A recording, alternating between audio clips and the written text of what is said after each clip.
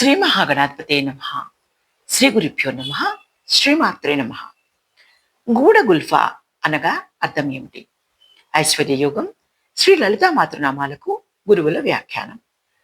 గూఢమైన గుల్ఫాములు కలది అమ్మ. గుల్ఫాం అంటే చీలమండ. కాలి చీలమండలు గూఢంగా ఉన్నాయి అంటే అవి చక్కగా బలిసి మాంసంతో ఉన్నాయని అర్థం. చీలమండలు సక్రంగా ఉంటేనే నడక బాగుంటుంది. పాదాలకు రక్షణ అవే. సాముద్రిక శాస్త్రంలో మానవుల దుష్ప్రవర్తనకు మూలం చీలమండలు బలిసి లేకపోవడమేనని, అవి కనుక బలిసి మాంసంతో సమృద్ధితో ఉంటే సత్ప్రవర్తన ఉంటుందని అర్థము. కూర్మ పృష్ఠ జయిష్ణ ప్రపదాన్విత. కూర్మమనగా తాబేలు, పృష్ఠం అంటే వీపు. తాబేలు పైభాగంలోని చిప్ప నున్నగా ఉంటుంది, ఒంపు కలిగి ఉంటుంది.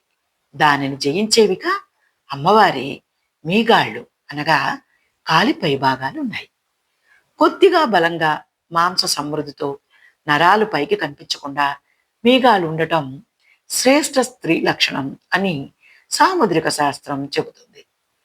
పదం అంటే లోకమని కూడా అర్థం.